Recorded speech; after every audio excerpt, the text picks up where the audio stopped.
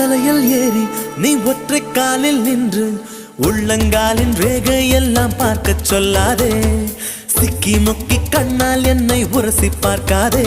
என் தலையணை உரைகள் எல்லாம் உந்தாவணி போலே இருக்கு. உறங்கும் போதும் உருளும் போதும் உன்முகம் தெரியுதடி.